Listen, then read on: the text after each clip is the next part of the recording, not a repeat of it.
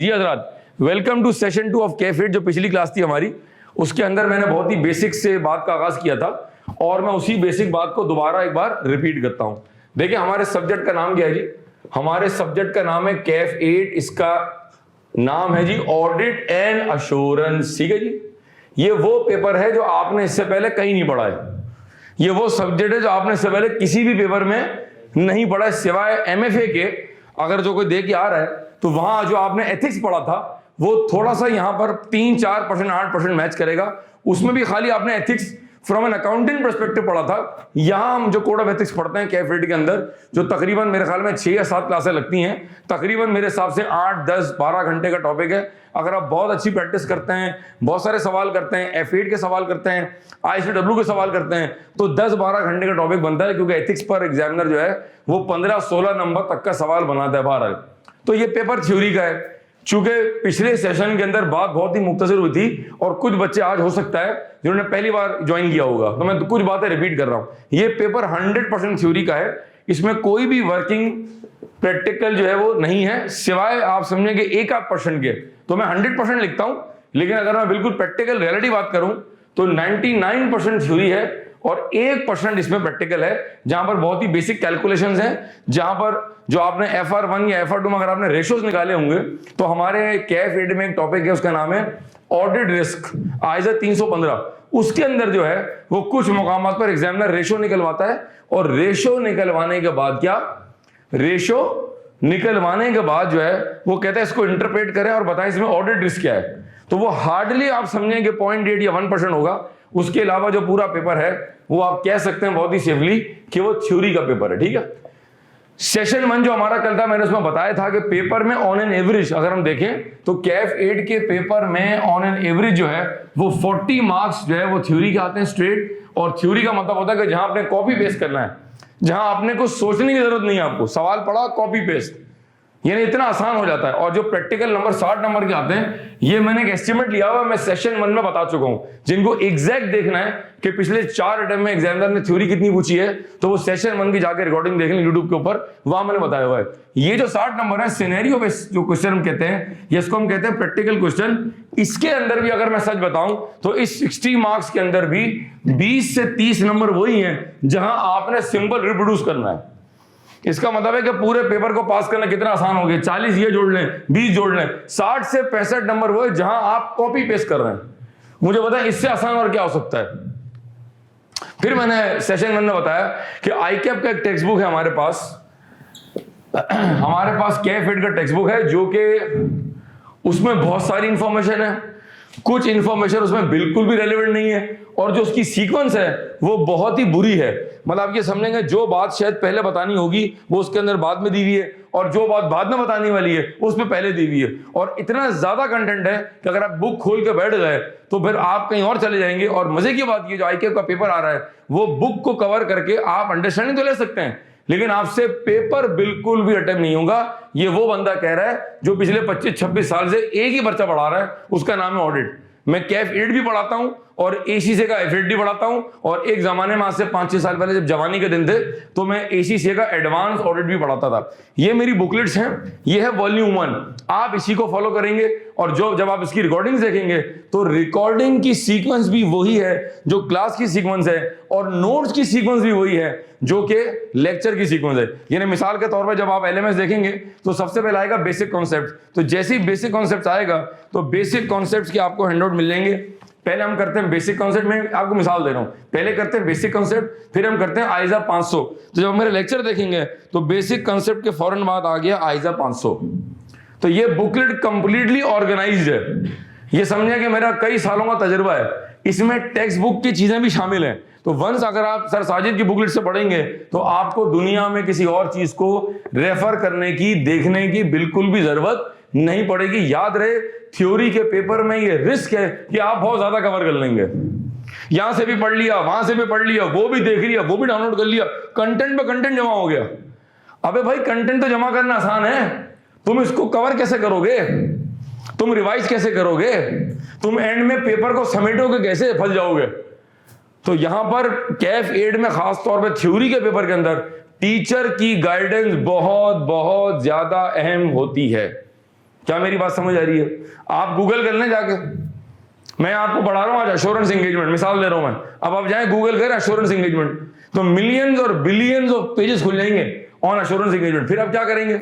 तो आप थ्योरी के पेपर में ये रिस्क नहीं ले सकते कि आप इसमें कोई तजर्बा करें, या आप ओवर कंटेंट जमा कर लें, या ज्यादा कंटेंट जमा कर लें, या कंटेंट की ग्रिड आ जाए आपके अंदर, मैं ये भी पढ़ लूंगा, मैं वो पढ़ लूंगा। नहीं, जो नोट्स में दिया हुआ है वही पढ़ना है, उसी के बेस के ऊपर आप बड़े आसानी से, आराम से आप 50 नंबर लेके पास कर जाएंगे। ठीक है जी, आगे चलता हूं मैं। अच्छा, हमने पिछली क्लास में जो सेशन 1 था हमारा, मैंने ऑडिट से स्टार्ट किया था। अब देखें पढ़ने का तरीकेकार क्या है, और जो मैं आज सेशन 2 आपका ले रहा हूं, अगर आप रिकॉर्डिंग देखेंगे तो आप जब मेरा बेसिक काउंसिल का लेक्चर देखेंगे तो आप ये उसमें ऑब्जर्व करेंगे हर चैप्टर के अंदर कि पहले मैं टॉपिक की बेस बनाता हूं, उसके बाद एक बोर्ड पर डायग्राम बनता है, फिर मैं क्लास में बच्चे से रीडिंग करवाता हूं, थ्योरी है, फिर मैं खुद उसको पढ़ता हूं, हम मिल बांट के पढ़ते हैं, और जैसे ही टॉपिक खत्म होता है उसके करते हैं पास पेपर्स। सर थ्योरी में पास पेपर कब करने चाहिए? क्या पूरा टॉपिक या सिलेबस कवर करने के बाद, या उस टॉपिक को कवर करने के बाद? तो क्या बेहतर अप्रोच है? कल क्या बताया था? टॉपिक खत्म करने के बाद बेसिक कॉन्सेप्ट खत्म किए, पास पेपर, आइजा 500 किया, पास पेपर, ऑडिट रिपोर्ट किया, पास पेपर। बात समझ आ रही है? और इतने पास पेपर इस बुकलेट में दिए हुए हैं। मैंने आईकेप के पास पेपर भी कवर किए। देखो बच्चे अक्सर सवाल करते हैं, सर बताएं पास पेपर की प्रैक्टिस कहां से करनी है? हम कौन सी अकाउंटिंग बॉडी का इम्तिहान दे रहे हैं? एसीसी का, आईकेप का? तो कौन से पेपर रेलिवेंट है? अच्छा, क्या हम कैफ 8 दे रहे हैं, सीए फाइनल दे रहे हैं? तो कौन से सवाल रेलिवेंट है कैफ 8 के? ये सेशन 1 में बताया था, फिर रिपीट कर रहा हूं। बहुत सारे बच्चे सीए फाइनल खोल के बैठ जाते हैं, या उनसे निकलवाया जाता है कि यहां सवाल निकालते हैं। भाई वो भरमबाजी के लिए बहुत अच्छा है, लेकिन कैफ 8 के लेवल में और सीए फाइनल के लेवल में फर्क है। तुम कैफ 8 कर लो, बड़ी बात है, तुम उसके 200 सवाल कर लो। जो मैं लेक्चर में कह रहा हूं, मैं बहुत बड़ा स्टेटमेंट देने जा रहा हूं सेशन 2 के अंदर, जो मैं कह रहा हूं लेक्चर में आप वो कवर कर लें, मेरे नोट्स कवर कर लें, और जो मैंने प्रैक्टिस वीडियो में कराई है आप वो कर लें। आप गारंटी लिख दें दीवार पे, आप यानी घर पे लिखिएगा क्या पास है। ये वो बंदा कह रहा है जो अपनी जिंदगी में 350 पेज पढ़ा चुका है कैफ 8 के। मुझे पता है एग्जामिनर क्या सोचता है, मुझे पता है कि सवाल कैसे बनता है। टीचर पे ट्रस्ट होना बड़ा जरूरी है, चाहे आप फिजिकल बैच में हो, या लाइव जूम पर हो, या रिकॉर्डिंग ले रहे हो आप। ये बड़ा नॉर्मल है, हम भी पढ़ते थे ना यार। अब मैं पढ़ रहा हूं मिसाल के तौर पर 8 टीचर से, अब मैं उनके साथ बैठ के पढ़ रहा हूं जो बीएससी से पढ़ रहे हैं। भाई आप मुझसे पढ़ रहे हैं ऑडिट, अब एक बंदा आके बैठा कर रहा है, तूने ये पढ़ा है, तूने ये देखा है, मैं तो यूं कर रहा हूं, मैंने फना ऑनलाइन लेक्चर में ये लिया। आप मुझे बताएं, आप नॉर्मल रहेंगे या आप एबनॉर्मल हो जाएंगे? मुझे जवाब दें मुझे, आप ठीक रहेंगे परेशान हो जाएंगे? हमारे प्रोफेशन में मैं बड़ा स्टेटमेंट दे रहा हूं, बात समझिएगा। और ये मेरा वीडियो का तस्वीर मोबाइल से रिकॉर्डिंग करके आप डाल दें उसके ऊपर, सोशल मीडिया के ऊपर। हमारे बच्चे पेपर को मुश्किल खुद बनाते हैं, हमारे बच्चे खुद ओवर थिंकिंग करते हैं, और ओवर थिंकिंग के नतीजे में वो पेपर फेल हो जाते हैं। भाई ये प्रोफेशनल क्वालिफिकेशन है। अगर आप कैफ 8 लेवल पर, या FR2 लेवल पर, या कैफ के ग्रुप बी के लेवल के ऊपर अगर आपने पीएचडी करना शुरू कर दी, आप कहीं के नहीं रहेंगे। हौले हौले चलें, आराम आराम से चलें, स्टेप बाय स्टेप चलें। शुरू की 4 क्लास में पास पेपर नहीं हो सकते, टॉपिक की बेस बनती है ना। अभी तो आपको ये नहीं पता ऑडिट होता क्या है। तो बात को समझें, जहां से आपको एडमिशन लेना है, जहां से आपको पढ़ना है, आपको यह पता हो कि टीचर ने कितने बैच पढ़ाए हैं, इसका तजर्बा कितना है, ये क्वालिफाई है तो कहां से है, कौन सी फॉर्म का है। और अगर मिसाल के तौर, बड़ी सिंपल सी बात है, अगर मेरी क्लास में 100 बच्चे हैं फिजिकल ऑनलाइन मिला के, और अगर उसमें 70 बच्चे पास हो गए और 30 बच्चे फेल हो गए, ये मैंने बड़ा स्टेटमेंट दिया है, और अगर 60 बच्चे पास हुए और 40 बच्चे फेल हुए, या 50 बच्चे पास हुए और 50 बच्चे फेल हुए, तो 50 बच्चे पास हुए ना, इसका मतलब है कंटेंट में कोई फॉल्ट नहीं है, समझने में कोई फॉल्ट नहीं है, और लॉजिक में कोई मसला नहीं है। लेकिन अगर वो बच्चा घर जाकर 4 लोगों से पूछेगा, फिर उसी टॉपिक को गूगल करेगा ऑनलाइन, किसी फ्री लेक्चर को देखेगा, तो आप कंफ्यूज होंगे। तो हाथ जोड़ के रिक्वेस्ट है तमाम बच्चों से, तमाम सीए के स्टूडेंट से, कि भाई आप ओवर थिंकिंग ना करें, अपने आप को प्लीज कंफ्यूज ना करें, सिंपल चीजें करें और पेपर पास कर लें। रिसर्च करनी है, फॉर्म जाएंगे, खुद ही रिसर्च हो जाएगी। बट मैं आपको बड़ा स्टेटमेंट रिकॉर्ड दे रहा हूं, बहुत सारे बच्चे जो बहुत ही चैंपियन बनने की कोशिश करते हैं, हर क्लास के बाद 10 सवाल लिखे आ जाएंगे, सर अगर यूं हुआ तो क्या होगा, वो हुआ तो क्या होगा, दे फेल इन द एग्जाम। और वो बच्चा जिसने चुपचाप लेक्चर लिया, मैंने 5 बातें समझाई, तूने 5 बातें समझ ली, तूने मुझे एंड में 5 पेपर करा के चेक करा दिए, मैंने तेरी ड्राफ्टिंग चेक कर ली, दे पास द एग्जाम। ये कोई मुश्किल बात तो नहीं ना मेरे दोस्तों। लेकिन मसला ये कि सोशल मीडिया की यलगार है, सोशल मीडिया का pros and cons, online teaching के प्रोज एंड कॉन्स। एक टॉपिक को समझाने के लिए 15 लेक्चर देखते हैं आप, तो आप कंफ्यूज तो होंगे ना यार। तो प्लीज जो जहां तक ये आवाज जा रही है, प्लीज अब ये जुल्म ना करें अपने साथ और चीजों को सिंप्लीफाई करके पास कर दें। Let's start. हमने कल बहुत ही बेसिक मैंने बात की थी। देखिए ऑडिट जब हम स्टार्ट करते हैं ना, तो मैं यहां पर कुछ वर्ड्स लिखता हूं, बड़ा इंटरेस्टिंग, अच्छा बहुत ही इंटरेस्टिंग सब्जेक्ट है। अब मैं वंस अगेन मैं वो कहते हैं ना कि मैं थोड़ा सा आई फील ऑकवर्ड कि अगर इसी क्लास में अगर 150 बच्चा हो और इस क्लास में एक स्ट्रेंथ हो और टीचर जो है ना वो क्लास में यार वो 150 बच्चे देखेगा, तो उसके गुर्दों फेफड़ों में एक एक्स्ट्रा ताकत आ जाएगी और वो ऐसा पढ़ाएगा आपकी सोच है। और थ्योरी के पेपर में अगर टीचर बोरिंग है, नहीं पढ़ सकते आप, और मेरी क्लास में सोना मना होता है, मेरी क्लास में आपको जमाई भी नहीं आएगी। लेकिन मैं उस दौर की बात कर रहा हूं, ये उस गोल्डन एरा की बात कर रहा हूं, ये उस दौर की बात हो रही है जहां पर क्लास में फिजिकल इतनी स्ट्रेंथ होती थी। बहरहाल अल्लाह से दुआ है कि वो दौर वापस आए और पेट्रोल की प्राइसें कम हो जाएं और सड़कें बन जाएं, जगह जगह अंडरपास बन जाएं, आप फौरन से कॉलेज पहुंच जाएं और ये क्लासेस जितने भी हमारे पाकिस्तान में कैंपसेस हैं ये सारे दोबारा आबाद हो जाएं। फिजिकल टीचिंग का अपना मजा है, इसका दुनिया में कोई सब्स्टिट्यूट नहीं है।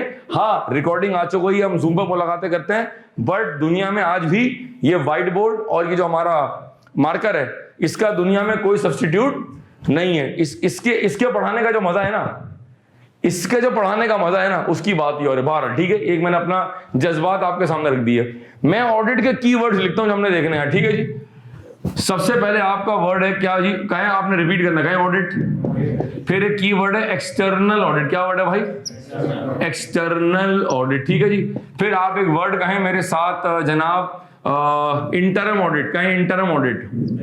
ये मैं ऑडिट के कुछ जार्गन से लिख रहा हूं, ठीक है। फिर आप कहें एक वर्ड है फाइनल ऑडिट। कहें फाइनल ऑडिट, ठीक है। फिर आप एक वर्ड कहें ऑडिट रिपोर्ट। कहें रिपोर्ट। फिर आप एक वर्ड कहें इंटरनल ऑडिटर्स।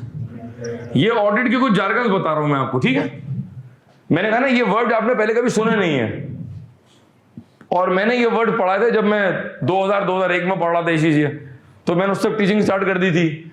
ये वर्ड्स मुझे तो याद हैं, घोल के पिए में। अब आपको मुझे समझाना है, ठीक है। सबसे पहला सवाल आपके जहन में आएगा, ऑडिट करते क्यों? सवाल करें ऑडिट करते क्यों? सवाल करें सर ऑडिट क्यों करते हैं? हम ऑडिट इसलिए करते हैं क्योंकि हमने बचपन में पढ़ा था there are 3 forms of organisation. एक होती सोल ट्रेड, एक होती पार्टनरशिप, एक होती कंपनी। कंपनी में हम पढ़ते थे पब्लिक लिस्टेड कंपनी के अंदर, ये पब्लिक कंपनी में क्या होता है, ओनरशिप किसी और के हाथ में, ओनरशिप किसी और के हाथ में, और मैनेजमेंट। तो अगर मैं कंपनी का स्ट्रक्चर बनाऊं जो मैंने सेशन 1 में बनाया था, मैं दोबारा ड्रॉ कर रहा हूं। अगर मैं कंपनी का आपको स्ट्रक्चर दिखाऊं भाई, अब देखें ये ऑडिट की बेसिक्स है। अब मैं इसके बगैर स्टार्ट नहीं कर सकता, मैनुअल खोले आए पढ़े नहीं हो सकता, इट्स नॉट गोना वर्क। आप मुश्किल में आ जाएंगे, तबाह हो जाएंगे भाई आप।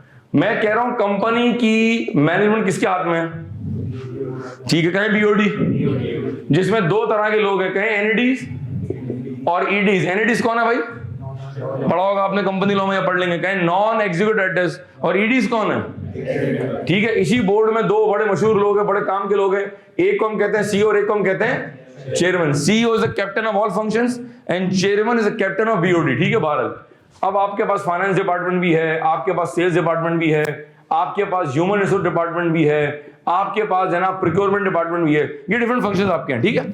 इसी तरह कंपनी में एक और डिपार्टमेंट भी होता है जिसको हम कहते हैं इंटरनल ऑडिट डिपार्टमेंट। क्या कहा, कहें रिपीट करें। अब अंदाजा लगा 150 बच्चे जब रिपीट करेगा तो क्लास का क्या माहौल बनेगा। और बच्चे फिर आके पेपर के बाद ये कहते हैं सर ऐसा लग रहा था जब हम आईके पे बैठ के पेपर कर रहे थे कि आपकी आवाज कानों में गूंज रही थी, और सर ऐसे लग रहा था लिखते लिखते आसान हो गया। थ्योरी है ना, आप नहीं बोलेंगे क्लास खामोश हो जाएगी। इसको पढ़ाने का डिफरेंट तरीका है। कहें internal audit, internal auditors, external audit या एक्सटर्नल ऑडिटर्स। एक्सटर्नल ये वो लोग हैं जो बाहर से आ रहे हैं, इंटरनल ये वो लोग हैं जो कंपनी के अंदर हैं। अभी मैंने एक बहुत बेसिक बात की है, ये फाइनेंस डिपार्टमेंट है, इनका जिंदगी का काम क्या है। सपोज कर एग्जांपल ले लें, सिविल्स पाकिस्तान की एग्जांपल ले लें आप।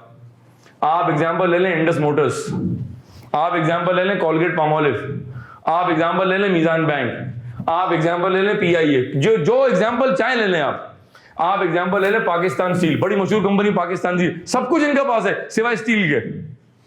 नाम क्या है? पाकिस्तान स्टील, पीआईए, सब कुछ है अच्छे जहाजों को छोड़ के। बहरहाल ये मुल्क की बदकिस्मती है। ये 12 महीने क्या कर रहे हैं? जो भी प्रोडक्ट इनका बेच रहे हैं, सेल परचेज, या तो ट्रेडिंग कर रहे हैं आप, या मैन्युफैक्चरिंग कर रहे हैं आप, या सर्विस इंडस्ट्री में आप। बैंकिंग कंपनी क्या बना रहा है? कुछ नहीं बना रहा, सर्विस दे रहा है वो। इंश्योरेंस कंपनी क्या कर रहा है? सर्विस दे रहा है आपको। इंस्टीट्यूट क्या कर रहा है? सर्विस दे रहा है। होटलिंग इंडस्ट्री, मैरियट, मोविन पे, ये क्या कर रहे हैं? पीसी क्या दे रहे हैं? Service industry. ठीक है, जो भी आप काम कर रहे हैं वो साल के शुरू से लेके जनवरी से लेके दिसंबर तक आप वो काम कर रहे हैं, ऐसा ही है? ठीक है जी। Cell purchase.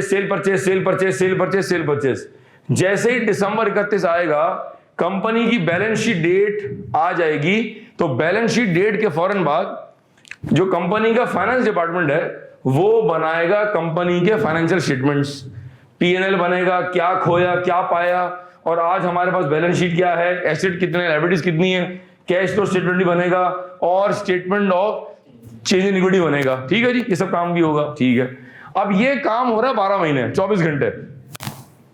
मैं 20 कंपनी का शेयर होल्डर हूं, मेरे पास 20 कंपनी के शेयर्स हैं। मैं तो इस टाइम केएनएस में पढ़ा रहा हूं। जब मैं यहां पढ़ा रहा हूं केएनएस में, तो वो कंपनी क्या कर रही होगी? कुछ ना कुछ कर रही होगी। अब मेरे दिमाग में चल रहा है डिविडेंड कितना आएगा, शेयर प्राइस कितनी होगी, इसका मतलब है ये रहे शेयर होल्डर्स। अब ये बात समझिएगा, ये इतना इंपॉर्टेंट कॉन्सेप्ट है कि अगर शुरू की 2 क्लासेस के अंदर अगर बेसिक समझ आ जाए तो mark my word, sir Sajid Kapadia क्या कह रहे हैं, ऑडिट समझना इंतहाई आसान हो जाएगा। मैं बता रहा हूं 5, 6, 8 बातें, कसम खुदा की, यकीन करें आप, 7, 8 बातों पर पूरा प्रोफेशन घूम रहा है। वही बात घुमा घुमा के चैप्टर मारी होगी। तो अगर उन्हीं बातों को, बेसिक को स्ट्रॉन्ग कर लें, तो क्या जिंदगी आसान नहीं हो जाएगी? हो जाएगी, नहीं हो जाएगी सर। और हमें जिंदगी आसान करनी, मुश्किल करनी है। हमें पास करना नहीं करना भाई। कौन से अटेम्प्ट में पास करना है? First attempt is the best attempt. ठीक है भाई। शेयर होल्डर के मैंने कल भी बताया था सेशन 1 के अंदर कि इनके दुनिया में 2 मकसद हैं, या तो इनको मिलेगा साल के आखिर में डिविडेंड, और इनको शेयर पर मिलेगा कैपिटल गेन। ठीक है जी, ये लिख दिया मैंने कैपिटल गेन, ये इनको मिल गया कैपिटल गेन। या तो गेन होगा या लॉस हो जाएगा। जब जब कंपनी अच्छा परफॉर्म करेगी, जब जब मार्केट में शेयर्स की डिमांड होगी, तो डिमांड सप्लाई का जो है ना वो नॉर्मल जो मैकेनिज्म है वो काम करेगा, और शेयर 100 रुपए से हो गया, 125 का हो गया, 150 का हो गया, 200 का हो गया। इस वक्त हमारे मुल्क के हालात चूंकि खराब हैं। बहरहाल जब से मैं बड़ा हूं मैं ये सुनता रहा हूं, मुल्क एक नाजुक सूरत से गुजर रहा है, वो नाजुक सूरत खत्म ही नहीं हो रही है। अब मुल्क मजीद नाजुक सूरत हाल में चला गया है। तो जो शेयर मैंने 400 रुपए का लिया था वो 200 का हो गया, जो मैंने 200 का लिया था वो मैंने 150 का हो गया। अगर ये डबल हो जाता तो मैं भी बाहर ऑडी A8 में आता। बहरहाल इंतजार करेंगे, अच्छा वक्त अभी आने वाला है। ठीक है जी। शेयर होल्डर एक तरफ हो गए, डायरेक्टर्स, बड़ी बड़ी सैलरीज हैं भाई।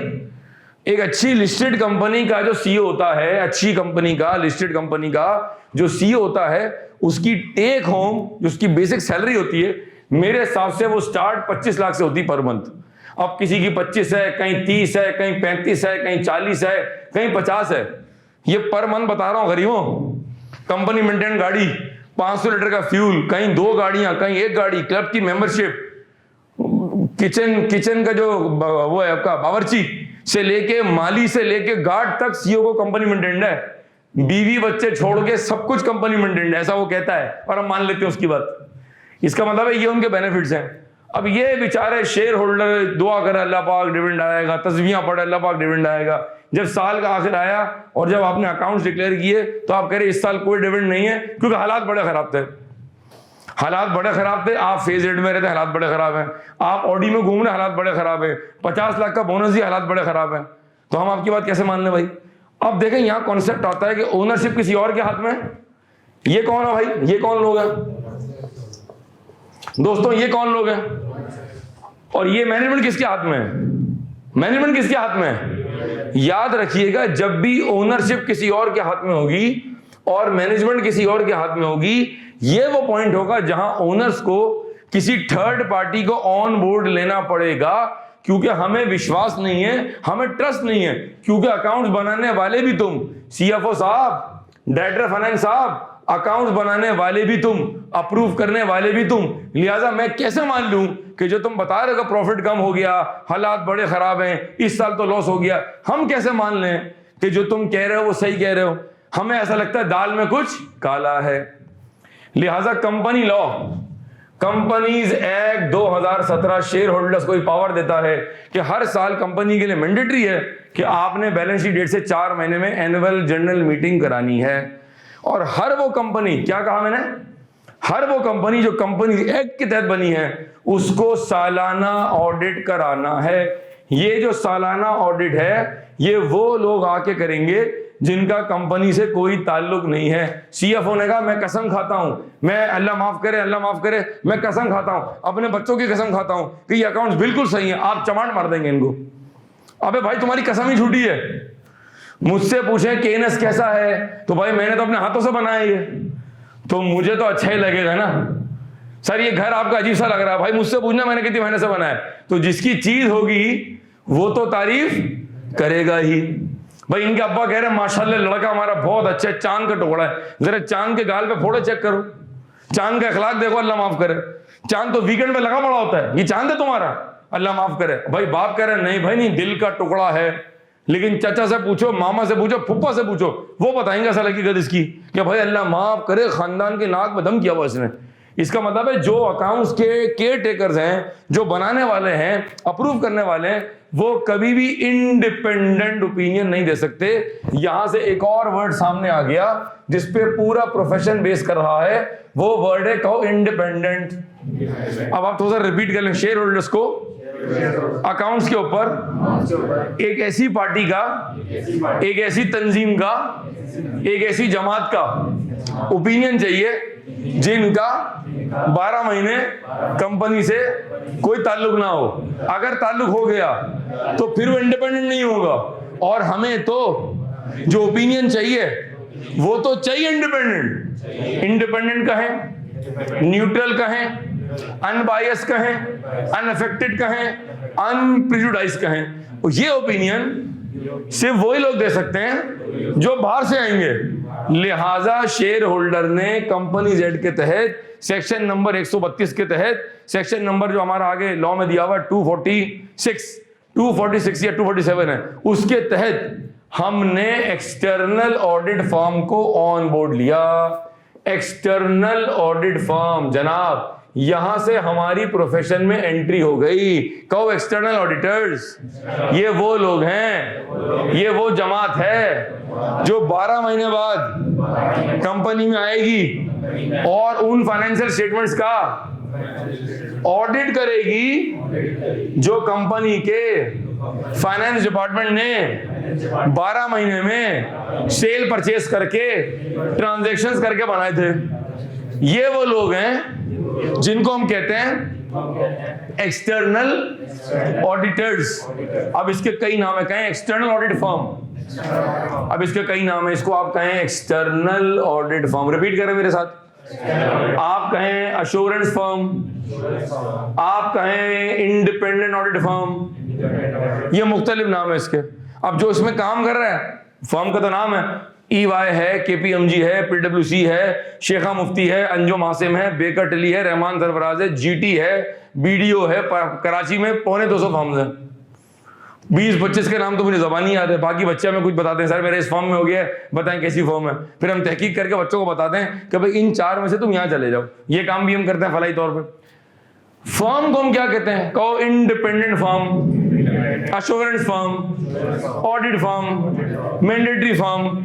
और जो उसमें काम करता है उसको हम क्या कहते हैं? उसको हम कहते हैं एक्सटर्नल ऑडिटर्स। क्या कहते हैं उनको? उनको हम कहते हैं एक्सटर्नल ऑडिटर्स। अब देखिए यहां से प्रोफेशन का आगाज हुआ। सब्जेक्ट का नाम क्या हमारा? अब ऑडिट ही नहीं पता, तो अगर मैं एक जुमले में रिपीट कर रहा हूं, एक्सटर्नल ऑडिटर्स, एक्सटर्नल बाहर वाला, घर वाला, बात तो वही हो गई। जब वो बाहर वाला तो ये कौन हो गया? घर वाला हो गया। हमारे सिलेबस में 98% जो बात हो रही है वो किसकी हो रही है? जब मैं क्लास में, जब आप लेक्चर देखेंगे तो लेक्चर में मैं कह रहा हूं ऑडिटर्स, तो मैं क्या कह रहा हूँ? लेकिन जब मैं कहूंगा इंटरनल तो फिर आप क्या समझेंगे? वो हमारे सिलेबस में 1 या 2% एक टॉपिक है, उसका नाम है इंटरनल ऑडिट फंक्शन। क्या नाम है भाई? जिसके साथ आप 2 आइजा पढ़ते हैं, उसका नाम है आइजा 610, और हम साथ में कवर करते हैं आइजा 620। बात की बात है। कमिंग बैक, तो ये वो लोग हैं जो कहां से आ रहे हैं? बाहर से आ रहे हैं। अब रिपीट करें, एक्सटर्नल ऑडिटर्स साल के आखिर में आएंगे, बैलेंस शीट डेट के बाद आएंगे, पीएनएल बैलेंस शीट का ऑडिट करेंगे, sales purchase, expenses, liabilities, current assets, non current asset, सारे एग्रीमेंट्स, मामलात का सैंपल बेस के ऊपर ऑडिट करेंगे। ऑडिट के लफ्जी मायने हैं वेरीफाई करना, वाउच करना, इन्वेस्टिगेट करना। अच्छा, एक बात मैं सिर्फ यहां बीच में इंटरप्ट कर रहा हूं कि ये फ्रॉड इन्वेस्टिगेशन नहीं है। हम ऑडिट को इन्वेस्टिगेशन नहीं कह सकते। ये देखें, मैंने यहां पे हैंड ब्रेक खींच दिया गाड़ी का, ये इन्वेस्टिगेशन नहीं है। इन्वेस्टिगेशन कोई और असाइनमेंट है, उसका मकसद ही कुछ और होता है। इन्वेस्टिगेशन का ऑब्जेक्टिव और ऑडिट का ऑब्जेक्टिव अलग है। ऑडिट में हो सकता है कि दौरान ऑडिट अगर हमें कहीं फ्रॉड की खुशबू आ जाए, हमें लग रहा है मैनेजमेंट 2 नंबरी कर रही है, हमें लग रहा है आपने जाली पीनल बनाया हुआ है, हमें लग रहा है जाली एक्सपेंसेस हैं, हमें लग रहा है बैंक अकाउंट 2 नंबर है, हमें लग रहा है आपकी इन्वेंट्री 2 नंबर है, तो वहां पर हमारा रेलिवेंट आइजा है 240। कौन सा है भाई? जिसका नाम है फ्रॉड एंड एरर। वहां पर हो सकता है कि दौरान ऑडिट कुछ हद तक कुछ एरियाज में इन्वेस्टिगेशन पॉसिबल है। Bharat having said it, repeat करो, ऑडिट कुछ और है, इन्वेस्टिगेशन कुछ और है। इन्वेस्टिगेशन में और ऑडिट में प्रोसीजर्स कुछ हद तक कॉमन हो सकते हैं, लेकिन दोनों इन सब्सटेंस अलग अलग चीजें हैं। ऑडिट का अंजाम कुछ और है, इन्वेस्टिगेशन का अंजाम कुछ और है। एक्सटर्नल ऑडिटर्स इन्वेस्टिगेट करने नहीं आए हैं, वो ऑडिट करने आए हैं, जिसके तहत वो PNL, balance sheet, cash flow statement of change in equity को सैंपल बेस के ऊपर वेरीफाई करेंगे। और वेरीफाई करने के बाद बताओ क्या करेंगे भाई? मुझे बताओ, कंपनी का मालिकान कौन है? मुझे बताएं। उसूल लॉजिकली ऑडिटर्स अपने जज्बात का इजहार किसको करेंगे? बोले ना भाई, ठीक है। इसका मतलब ये हुआ, अगर ये मैं कागज बना रहा हूं भाई, इस विंडो में देखें जरा, ठीक है, ये तबाह के दायरा गोल बन गया, मैं इसको ठीक कर देता हूं। ये कागज अब लग रहा है A4 साइज का कागज है ये। इस कागज को मैंने नाम दिया क्या? इस कागज को नाम मैंने दिया क्या भाई? कहें ऑडिट रिपोर्ट। अब ये सबसे इंटरेस्टिंग, पहली 2 क्लासें ना बड़ी लवली होती हैं। मतलब मैं कहूं, अगर ये हॉल पूरा भरा हुआ हो ना, तो मुझे 2.5 घंटे चुप नहीं करा सकते आप, और यकीन कर आप बोर भी नहीं होंगे। टॉपिक कितना मजेदार है, ऑडिट रिपोर्ट। ये वो कागज है, ये वो कागज का टुकड़ा है जिसके लिए हमने ये छोटी सी क्यूट सी महफिल सजाई है। ये वो कागज है जो at the end of the day auditors share holders को एड्रेस करके बताते हैं कि हमने फाइनेंशियल स्टेटमेंट्स का ऑडिट किया, प्रोसीजर किए, कुछ काम किया, वेरिफिकेशन किया, और हम ये कह रहे हैं कि फाइनेंशियल स्टेटमेंट बिल्कुल सही बने हुए हैं, इसमें कोई दोगलापन नहीं है, इसमें कोई गलती नहीं है। अब ये मैं स्टेटमेंट को रिफ्रेश करूंगा। वो कहते हैं the accounts are giving a true and fair view, the accounts are giving a true and fair view. बात से बात निकलेगी। अभी आपको ट्रू एंड फेयर में समझा नहीं सकता सेकंड सेशन के अंदर, हाँ, लेकिन मैं कुछ बातें आपको बता सकता हूं। आप एक मैकेनिक के पास गया और आपने उससे कहा जी मुझे इंजन जरा सिखाएं आप जरा, मैं चाहता हूं मैं इंजन का एक्सपर्ट बन जाऊं और बस मैं कल से ना इंजन की शुरू कर दूं ओवरऑलिंग। वो पहले दिन आपके सामने पूरा इंजन खोल देगा या पहले आपको गाड़ी के बारे में बताएगा? सेकंड डे क्या वो इंजन खोल देगा या वो पहले आपको बेसिक पार्ट्स के बारे में बताएगा? हम वही कर रहे हैं, हमें इंजन खोलना है ऑडिट का। तो पहले क्या बताऊंगा मैं?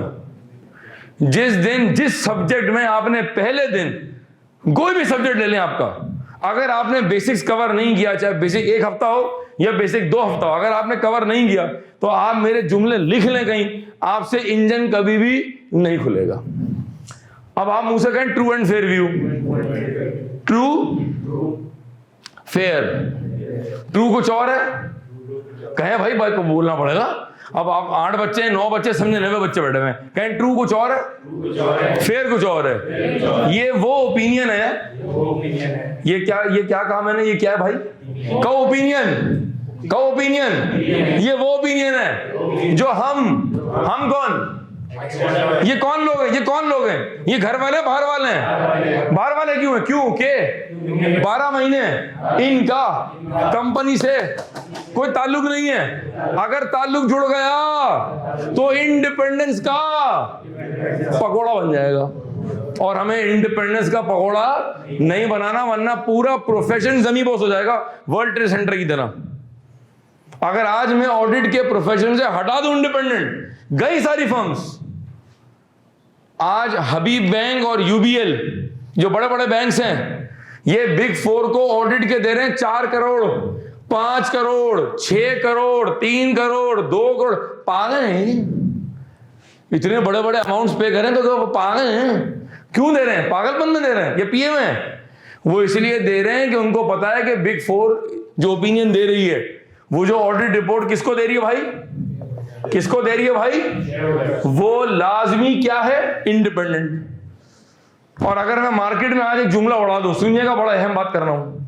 अगर आज मार्केट में खबर फैल जाए कि भाई वो EY ने तो 2 नंबरी कर दी है, सुने आप, अगर मार्केट में फैल जाए कि भाई वो PwC तो पैसे लेके खा गई है, और अगर मार्केट में फैल जाए कि भाई जो ICAP के CA ना, ये तो फॉरेन से बिक जाते हैं, सर मुझे दिल पे हाथ रख के बताएं, क्या लोग प्रोफेशन पे ट्रस्ट करेंगे? क्या आज लोग ऑडिट कराएंगे? क्या लोग CA फर्म को हायर करेंगे? इसका मतलब है क्या तुम्हारा मेरा प्रोफेशन जिंदा रहेगा? गए, कचरे हो गए, सड़क पे आ जाएंगे हम लोग। आज प्रोफेशन की शान गया इंडिपेंडेंस। बच्चे अक्सर मुझसे सवाल करते हैं, sir what is the difference between IB graduate and chartered accountant? भाई मैं उस वक्त बात करूं ना जब ये बात करने का काबिल भी हो गई। डिफरेंस बहुत दूर है भाई, 2 अलग चीजें हैं। ये आप कहीं कोट कर सकते हैं, CVM ले लें, ज़ैबिस ले लें, इकरा ले लें। जो टीचर क्लास में पढ़ा रहा है वही क्लास टेस्ट कंडक्ट कर रहा है, वही असाइनमेंट दे रहा है, वही प्रेजेंटेशन ले रहा है, वही आपकी स्कोरिंग कर रहा है, उससे बना के रख लें, फाइनल एग्जाम भी वही ले रहा है, वही GP अप्रूव कर रहा है। कहां है इंडिपेंडेंस? जी हजरात, तो मैं ये कह रहा था कि अगर आज मैं प्रोफेशन से वर्ड हटा दूं इंडिपेंडेंट का, अगर आज मैं अपने CA के प्रोफेशन से क्या हटा दूं, तो भाई ये पूरी बिल्डिंग हिल जाएगी, ललच जाएगी।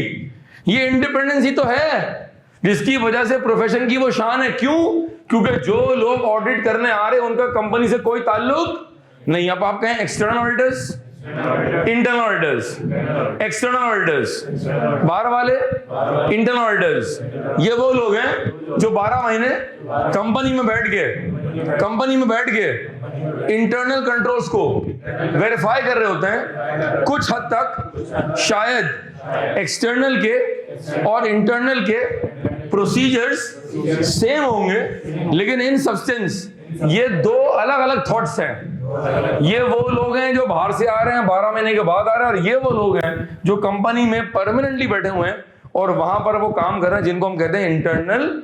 ठीक है, अब मैं थोड़ी सी बात को आगे बढ़ाता हूं। ठीक है, ये तो हमने एक बात कर ली जरा। अच्छा, अब मैं कुछ और जार्गन्स बताता हूं। मैं एक डायग्राम बना रहा हूं, सुकून से पहले इसको देखें, मेरा उसको कॉपी कीजिएगा। ठीक है, सब्जेक्ट में घुसेंगे, एंजॉय करेंगे, मजा आएगा आपको। ठीक है, मैं फील नहीं कर रहा कि क्लास में इतने कम बच्चे बैठे हुए हैं, मैं फील कर रहा हूं कि पूरी क्लास भरी हुई है, ताकि मेरे पैशन में, जज्बात में कोई कमी ना हो भाई। ठीक है, अब मैं यहां लिखता हूं ENY, क्या लिखा मैंने? ठीक है, और यहां लिखता हूं मैं PSO। ठीक है जी, जब मैंने EY ज्वाइन की थी बैक इन 2002, मेरी आर्टिकलशिप का पहला दिन याद है मुझे, 1 जनवरी 2002, और सेकंड डे मेरी पोस्टिंग हो गई PSO के ऊपर। तो मैंने PSO का ऑडिट किया 3 बार, तो ये मेरा बन गया फेवरेट लाइन। 4.5 साल मैंने जिंदगी को गुजारा है EY के अंदर। तो मैं हमेशा प्यार से कहता हूं, मोहब्बत से कहता हूं कि मैं जो कुछ भी हूं अल्लाह के बाद वो EY की वजह से हूं। तो EY दिल से करीब है, इसको मैं कहता हूं ब्रांडेड फर्म है ये। ठीक है, बहरहाल EY ऑडिट कर रही है किसका? PSO का। यहां अब मैं फ्लो बना रहा हूं पूरा। ठीक है, जब मैं कहता हूं ऑडिट कर रहे हैं, इसका मतलब है जब PSO के अकाउंट्स बन जाएंगे। अच्छा, अब एक और डायग्राम बनाता हूं यहीं पर, समझिएगा। अब मैं चाह रहा हूं एक डायग्राम ऐसा बनेगा, आप देखें, आप बोले हाँ जबरदस्त यार, बात समझ आ गई, चल क्या रहा है। देखो आगे के सारे टॉपिक इस डायग्राम पर बेस कर रहे हैं। चलो एक काम करता हूं, मैं तुम्हें कोई टॉपिक के नाम दोहरा देता हूं। आप बोलेंगे सर आप बेसिक बातें कर रहे हैं। कहो आइजा 500, एविडेंस, कहो आइजा 230, वर्किंग पेपर्स, कहो आइजा 700, ऑडिट रिपोर्ट, कहो आइजा 560, सब्सिक्वेंट इवेंट्स, कहो आइजा 570, गोइंग कंसर्न। घंटा को समझ नहीं आ रहा, आना भी नहीं चाहिए। जिस तरह FR1 FR2 में अकाउंटिंग स्टैंडर्ड थे, यहां पर क्या है? Auditing standard. ठीक है, मैं लिख देता हूं, वहां थे IS और यहां है आइजा। कहो आइजा, फाइजा नहीं, कहो आइजा, इंटरनेशनल स्टैंडर्ड्स ऑफ ऑडिटिंग। जो लेक्चर LMS पे लगे हुए हैं, ये उस वक्त की रिकॉर्डिंग है जब क्लास में 100 बच्चा बैठता था। तो उसमें इतनी तफरी है कि आप बच्चों के कमेंट मौजूद हैं कि सर ऐसा लग रहा है कि आप घर में हम नहीं पढ़ रहे हैं, ऐसा लग रहा है आप घर में आ गए या हम केनत चले गए। जिस तरह की वो रिकॉर्डिंग है ना, फुल ऑफ तफरी, बगैर तफरी के तो हम वैसे भी नहीं पढ़ा सकते, और वो भी सब्जेक्ट थ्योरी का। तो हमें मुस्कुराना और हंसना पड़ेगा भाई। ठीक है, तो क्या है ये? अकाउंटिंग में क्या पढ़ते हैं आप? IS। यहाँ क्या है? ठीक है, रुजा होल्ड। जनवरी साल का शुरू और दिसंबर 31 साल का आखिर। ठीक है, जब ऑडिट के लेक्चर में मैं कहूंगा बैलेंस शीट डेट, क्या कहूंगा? तो तमाम कारकुन क्या समझेंगे? भाई क्या कह रहे हैं? भाई कह रहे हैं दिसंबर 31। ठीक है भाई, जून 30 भी है, सितंबर का ईयर एंड भी है कुछ कंपनीज का, मार्च का भी है। हम इस क्लास के लिए क्या अज्यूम कर रहे हैं? क्या है? दिसंबर 31। ठीक है, तो जब मैं कहूंगा बैलेंस शीट डेट, तो तमाम कारकुन कहां पहुंचेंगे? दिसंबर 31। ठीक है जी। अब यहां से एक और कॉन्सेप्ट देता हूं मैं। ठीक है, टाइम का मैं मुकाबला सख्त है। सर क्या पाकिस्तान में या दुनिया में ऑडिट बैलेंस शीट डेट के बाद ही शुरू होता है या बैलेंस शीट डेट से पहले भी शुरू हो सकता है? जो ऑनलाइन वाले बच्चे आप भी पार्टिसिपेट करेंगे। अब हम थोड़ा रिपीट करें, ऑडिट, रिपीट करें, ऑडिट। चले इसको आसान करता हूं मैं। नॉर्मली दावतों में मीठा कब खाया जाता है? मैं 1 मिनट के लिए उनकी बात नहीं कर रहा जिनकी हविस बहुत ज्यादा होती है। वो हो सकता है बिरयानी से पहले गुलाब जामुन चूस के वापस रख दें। मैं बात कर रहा हूं नॉर्मल इंसानों की। मीठा कब खाते हैं? नॉर्मली क्या ट्रेंड है? हाँ, अच्छा, हमारा लोगों का अपना मसला है, खा बिरयानी रहे लेकिन साथ साथ गाजर के हलवे पर नजर है, खुला तो नहीं है। अभी क्या पोजीशन भाई? जो खा रहा है वो तो नसीब से खा ले, एंजॉय कर ले। नहीं, उसकी नजर वही हो, जब वो हलवा खाएगा तो उसकी नजर कश्मीरी चाय पर है, और जब कश्मीरी चाय पिएगा तो देख रहे पान खत्म तो नहीं हो गया। एक तो पता नहीं कितना भरेंगे, कितना खाएंगे। कोविड में बकरे के बकरे खा गए। कोविड में सब कुछ किया पूरी कौम ने सिवाय पढ़ाई के। ऐसा ही है भाई, बारह, इसीलिए कौम पीछे चली गई बहरहाल, और कौम को एहसास नहीं है अभी हम chillparty.com में भाई। तो आखिरी बात मैंने क्या कही? नॉर्मल हर गाड़ी लाल बत्ती पर रुकती है। लॉजिकल बात की मैंने। हर गाड़ी लाल बत्ती पर रुकती है सिवाय एम्बुलेंस के या पुलिस की गाड़ी के या फायर ब्रिगेड के, या जो वो कह रहा है भाई बत्ती दिख रही है, वो अपनी बत्ती फॉलो कर रहा है। इसका मतलब है नॉर्मली क्या होता है? लाल बत्ती पर गाड़ी। इसका मतलब है एक मेरी हर बात की दो बातें हैं। मेरी हर बात की दो बातें, एक मेरी बात की नॉर्मल बात है और मेरी हर बात की जो दूसरी बात है वो एक्सेप्शन टू द रूल है। हर गाड़ी लाल बत्ती भी रुकेगी, एक्सेप्शन एम्बुलेंस और फायर ब्रिगेड। तो अब मैं अपनी बात की नॉर्मल बात कर रहा हूं। ऑडिट नॉर्मली स्टार्ट होता है बैलेंस शीट डेट के बाद। ऑडिट नॉर्मली स्टार्ट होता है बैलेंस शीट डेट के बाद। The audit that starts after the year end is called final audit. The audit that starts after the year end is called final audit, and the audit that starts before the year end is called interim audit. Audit करने के दो फजाइल औकात, या तो balance sheet date के बाद शुरू कर लो या बैलेंस शीट डेट से। जो ऑडिट ईयर एंड के बाद शुरू होगा उसको कहते हैं फाइनल ऑडिट, और जो ऑडिट ईयर एंड से पहले शुरू होता है उसको हम कहते हैं इंटरम ऑडिट। क्या समझ आया? वो ऑडिट जो स्टार्ट कब होता है? रिपीट दोबारा करें। द ऑडिट दैट स्टार्ट, ये आपके सिलेबस का हिस्सा है। ये पौने घंटे का लेक्चर है। ICAP सवाल बनाएगा, सर ये कब पढ़ेंगे? ये पढ़ेंगे पूरा सिलेबस कवर करने के बाद एंड में। अभी तो सिर्फ मैं इंट्रोडक्शन दे रहा हूं। अभी तो समझे हल्का से नींबू दबाया है और ऐसी 2-3 कतरे गिर रहे हैं बस। पिक्चर अभी बाकी है मेरे दोस्त। रिपीट करें। Final audit, interim audit, final audit. The audit that starts after the balance sheet date is called final audit, and the audit that starts before the year end is called interim audit. अभी मैं इसकी तफसील में नहीं जा रहा, ठीक है, अभी तो मैं बेसिक इंट्रोडक्शन दे रहा हूं ना। EY से 7 बंदों की टीम, 8 बंदों की टीम, 5 बंदों की टीम, 4 बंदों की टीम घोड़े पर बैठ के हाथ में नेज़े लिए भागते हुए चले गए क्लाइंट के ऊपर। कौन से क्लाइंट है भाई? PSO। ये कहलाएगी ऑडिट फर्म। क्या कहलाएगी भाई? तो इसको क्या कहूं मैं? इसके 2-3 नाम है। अब आप इसको क्लाइंट कहें, इसको अश्योरेंस क्लाइंट कहें, या इसको ऑडिट क्लाइंट कहें, क्या नाम मुनासिब लग रहा है आपको? इसको हम क्या कह रहे हैं? इसको मैं क्या कहूं? ऑडिट लाइन, ठीक है। शुरू के 2 हफ्तों में ऑडिट के अंदर बेसिक जार्गन्स पहले क्लियर किए जाते हैं। इंजन खोलना है ना, तो पहले सारे पुर्जों के नाम तो बताओ। इंजन कैसे खोलेंगे भाई?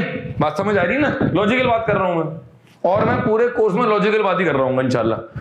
ऑडिट फर्म, ऑडिट लाइन, ठीक है जी। सर ये जो लोग गए हैं जिनको आपने कहा घोड़ों पर उठाकर नेज़ा हाथ में ले जा रहे हैं, ये कौन लोग हैं भाई? ये है ऑडिट टीम। कौन है भाई ये? इसको कहते हैं ऑडिट टीम, ठीक है जी। सपोज करें आपका कोई दोस्त है जिसने पिछले अटेम्प्ट में मुझसे कैफेट पढ़ के पास करके अभी वो फॉर्म में चला गया। आप में से कितनों के दोस्त फॉर्म में हैं? ठीक है, अब मैं आपका एक असाइनमेंट दे रहा हूं, आपको होमवर्क दे रहा हूं आपको, ठीक है। आपने उनको फोन करना है। क्या करना है आपने? क्या करना है आपने? उनको फोन करना है। अगर वो आपका फोन उठाए तो टाइम ही देते, ठीक है जी। तो अगर मिसाल के तौर पे अगर वो आपका फोन उठा लें तो आप उनसे 2-3 सवाल पूछें। आप उनसे और भाई क्या चल रहा है, कहां हो आजकल? अब आपका दोस्त कह रहा है कि यार आजकल मैं PSO पर हूं। मैंने कहा और भाई क्या चल रहा है, कहां हो आजकल? कह रहा है मैं आजकल PSO के ऑडिट पर हूं। और भाई कहां हो आजकल? यार आजकल मैं PSO के ऑडिट एंगेजमेंट पर हूं। कहां हो आजकल? यार आजकल मैं PSO के एश्योरेंस एंगेजमेंट पर हूं। कहां हो आजकल? यार मैं आजकल PSO के ऑडिट जॉब पर हूं। कहां हो आजकल? अब उसने गाली दे दी। कह रहा तू इंसान का बच्चा है, 10 मिनट से कह रहा हूं। अच्छा तू यही कह रहा है? क्योंकि ये सब एक बात थी। क्योंकि ये सब क्या थी भाई? ये पेपर में टर्म्स आ रहे हैं। अब आप मेरे साथ शाना बसाना रिपीट करें। कहें ऑडिट असाइनमेंट, कहें ऑडिट वर्क, कहें ऑडिट जॉब, कहें ऑडिट एंगेजमेंट, कहें अश्योरेंस एंगेजमेंट, कहें अश्योरेंस असाइनमेंट, ये सब एक बात है। क्या बात समझ आ रही है? इन सब का मतलब कि आप क्या करने गए? ऑडिट करने गए। मैं रिपीट कर दूं, कहें audit work, audit assignment, audit work, audit job, audit engagement. इस पे क्या कहा था? Assurance engagement. और इसमें क्या कहा था? क्या कहा था मैंने? अश्योरेंस असाइनमेंट, ठीक है। अच्छा, जब आप CA फाइनल में जाएंगे तो वहां आप सीखेंगे कि अश्योरेंस में 1-2 चीजें और भी शामिल होती हैं, आगे जाकर पढ़ेंगे फाइनल के अंदर, ठीक है। अभी इन सब बातों का मतलब क्या है? इन सब बातों का मतलब यह है कि आप PSO का क्या करने जा रहे हैं? ऑडिट। और ऑडिट करने का मतलब यह है कि आप PSO के फाइनेंशियल स्टेटमेंट्स को वेरीफाई करेंगे। यहां एक और बात नोट कर लेंगे, सुन लेंगे, 100% नहीं, सैंपल बेस के ऊपर। यह जुमला भी मैं दोहरा देता हूं, audit is always done on sample basis. Audit is always done on sample basis. Sir ये जो आपने कहा ना ऑडिट अश्योरेंस, ये एक वर्ड है अश्योरेंस। क्या वर्ड है? अभी ये 2-3 क्लास के बाद खुलता है जरा, ठीक है। हल्का सा बता रहा हूं उसमें, देखें शुरू की 2 क्लासें बड़ी सेंसिटिव होती हैं। मेरा कम बताना भी खतरनाक है और मेरा ज्यादा बताना और खतरनाक है। कम बताना फिर चलेगा, लेकिन अगर ज्यादा बता दिया तो आप कंफ्यूज हो जाओगे। अभी मामला बड़ा नाजुक सूरत हाल पे खड़ा हुआ, ठीक है। हमारे सब्जेक्ट का नाम क्या है? आगे जाके हम एक टॉपिक पढ़ेंगे। एक सवाल बच्चे ने जूम पे किया हुआ है, सर ये अश्योरेंस क्या है? तो आगे जाके एक टॉपिक पढ़ेंगे, उसका नाम है अश्योरेंस एंगेजमेंट। क्या नाम है उसका? Assurance engagement. CA फाइनल ना पढ़ेंगे। Assurance can also be given on an assignment other than the audit। अभी उसकी बात नहीं कर रहे, अभी तो मैं ऑडिट ही नहीं बता। तो अगर आप कहीं कंफ्यूज हो रहे हैं तो फिलहाल आप इन दोनों को मैं कर रहा हूं क्रॉस। अब ये 1 मिनट के लिए पार्क इसको हटा दें, पार्किंग लॉट में डाल दें, इसको हटा दें, साइड में कर दें इसको। मैंने कहा ऑडिट असाइनमेंट, मैंने कहा ऑडिट वर्क, मैंने कहा ऑडिट जॉब, मैंने कहा अश्योरेंस एंगेजमेंट। क्या कहा मैंने? या आप कहना ऑडिट एंगेजमेंट, इसको यूं कर लें आप। क्या कहें इसको? इसको कहें ऑडिट एंगेजमेंट। अभी एश्योरेंस का वर्ड 1 मिनट के लिए पार्किंग नोट में डाल दें आप। जब एश्योरेंस का वर्ड समझाऊंगा तो बता दूंगा क्या है। अच्छा, अभी जब मैं एश्योरेंस कहता हूं तो आपके जहन में पता है क्या आ रहा है? अच्छा हाँ, ऑडिटर्स जो हैं वो शेयर होल्डर को किसी तरह की कोई अश्योरेंस दे रहे हैं। भाई सर आप मुझे अश्योरेंस दे दें कि आप पूरा बैच फिजिकल पढ़ाएंगे। सर आप मुझे अश्योरेंस दे दें कि अगर आपसे पढ़ लिया तो 100% पास हो जाएंगे। मैकेनिक कह रहा है सर मैं आपको अश्योरेंस दे रहा हूं कि अगर आपने मुझसे इंजन ठीक करवा लिया तो अगले 5 साल तक गाड़ी में कोई आवाज नहीं आएगी, आपकी आवाज भी नहीं आएगी। है मेरी आवाज क्यों नहीं आएगी भाई? आम जबान में अश्योरेंस का मतलब क्या लगता है? Sort of a guarantee. ऐसा ही है भाई, फला बंदा कह रहा है हमसे पढ़ लें अश्योरेंस से पास। मैट्रिक इंटर में अच्छा लगता है। प्रोफेशनल क्वालिफिकेशन में कोई भी टीचर पाकिस्तान में, दुनिया में कोई भी टीचर कभी भी अश्योरेंस नहीं दे सकता। अगर वो अश्योरेंस दे रहा है तो वो बहुत ही ज्यादा अनप्रोफेशनल स्टेटमेंट दे रहा है। पॉसिबल ही नहीं है। आपको पेपर समझ नहीं आया, आप टेंशन में थे, रात भर जागे हुए थे, blah blah blah, there could be multiple reasons. ठीक है जी। बहरहाल तो इस अश्योरेंस को 1 मिनट के लिए मैंने पार्किंग नोट में डाल दिया। हम 1-2 सेशन के बाद जब इस पे तफसीली बात करेंगे तो बात करेंगे। दोबारा डायग्राम पे आ जाए प्लीज आप जरा। ऑडिट कौन कर रहा है? किसका ऑडिट कर रहे हैं? ईवाई क्या कहलाता है? पीएसओ क्या कहलाता है? ऑडिट किस चीज का कर रहे हैं? ऑडिट करने गए कब? बैलेंस शीट डेट के। अच्छा, जो ऑडिट करने गए वो उनको क्या कहेंगे हम? Audit team. यहां तक बात समझ आती है? ठीक है। डायग्राम चाहे तो कॉपी कर लें जरा। ये डायग्राम जहां आपको नोट्स दिए हुए हैं वहां भी जगह है कहीं, वरना आप अलग से हैंडआउट पे कहीं कॉपी कर लें। मैं बताता हूं कहां कॉपी करें आप। ये डायग्राम अगर आप चाहें तो पेज नंबर 14 पर अगर आपके पास जगह है जहां लिखा हुआ हाउ टू स्टडी कैफेड, वहां लिख लें। और जिनका पास ये भी नोट्स नहीं है वो अलग से कहीं भी कॉपी कर लें इसको। वो कहीं भी कॉपी करें, बस तस्वीर मत खींचना, क्योंकि तस्वीर खींचेंगे आप दोबारा कभी इसको देखेंगे भी नहीं। तो बेहतर है कि आप इसको जरा मुनासिब कर लें और आप कहीं भी इसको स्केच बना लें इसका थोड़ा सा। ठीक है, ये काम कर लें जरा प्लीज। तो एक बात मैं और समझाता हूं आपको जरा, और जब तक आप कॉपी कर रहे हैं मैं एक्स्ट्रा चीजें बोर्ड से मिटा रहा हूं ताकि आप सिर्फ उसी को फोकस करें। रिपीट करें थोड़ा सा स्लोली। सैंपल कहें, sample. Audit is done on sample basis. Sample basis का मतलब ये है, रिपीट करें, सैंपल बेस का मतलब है 100% टेस्टिंग नहीं होगी। अगर 100 ट्रांजेक्शन है 50 देख लो, 70 देख लो, 30 देख लो। 100 एसिड है 5 वेरीफाई कर लो। 15 एसिड की डेप्रिसिएशन चार्ज हो रही है, 4 को वेरीफाई कर लो। 10 बैंक अकाउंट की रिकॉर्ड्स बनी हुई, तुम 4 वेरीफाई कर लो। सैंपल का मतलब है जब भी आप चेक करते हैं लेस देन 100%। मिसाल के तौर पर अगर 100 कस्टमर हैं, 100 एग्रीमेंट है, मैंने 15 देख लिए, मैंने 20 देख ली, क्या मतलब हुआ इसका? इसका मतलब है कि हम ऑडिट कर रहे हैं ऑन सैंपल बेसिस। सपोज करें क्लास में बैठे में 100 बच्चे, बेटा आप बताओ, अच्छा आप बता दो, अच्छा आप बताओ, अच्छा आप बताओ। ये क्या कर रहा हूं? ये 100% है, सैंपल बेस है। तो सैंपल बेस का मतलब है कि जब भी आप 100% से कम चेक करते हैं वो कहलाता है sample basis. As per the relevant international standards of auditing हम हमेशा ऑडिट करते हैं ऑन सैंपल बेसिस। इसका बाकायदा पूरा एक टॉपिक है जो बिल्कुल आखिर में पढ़ा जाता है, और टॉपिक का नाम है आइजा 530। क्या नाम है उसका? आइजा 530, जो बताता है कि वो सैंपल कैसे होगा, सैंपल की टाइप्स क्या हैं, सैंपल होगा तो क्यों नहीं होगा, और सैंपल होगा तो कैसे होगा। पूरी कहानी है, वो पूरा टॉपिक ही सैंपलिंग के ऊपर एंड में पढ़ते हैं, क्योंकि थोड़ा सा वो उसमें कुछ कॉम्प्लिकेशन होती है। तो जब बच्चे पूरा सिलेबस कवर कर लेते हैं तो फिर सैंपलिंग को पढ़ना बहुत ज्यादा आसान हो जाता है। ठीक है जी, आगे चलें। अब आए जरा नेक्स्ट के ऊपर। हजरत पेज नंबर 15 पे आए जरा। मैंने व्हाट्सएप पर ये तस्वीर मैंने भेज दी है, तो मैं अगर बोर्ड पर भी बना दूं तो आपको समझ आ जाएगा। हजरत दिया हुआ स्नैपशॉट। अब देखें ना, पहली दूसरी तीसरी क्लास में अगर हमें यही नहीं पता कि ऑडिट की बेसिक क्या है तो आगे पढ़ने का मजा कैसे आएगा भाई। तो अगर हम स्नैपशॉट देख लें इसका मेरे दोस्तों, ये देखें, ये डायग्राम देख रहा हूं इस वक्त मैं। ठीक है, इस वक्त मैं ये डायग्राम देख रहा हूं भाई। ठीक है सबके पास? जिनका पास नहीं है वो काइंडली व्हाट्सएप पे देख लें। अभी मैंने ग्रुप पे डाल दिया और मेरे ख्याल में ग्रुप पे आ गया होगा। ठीक है जी।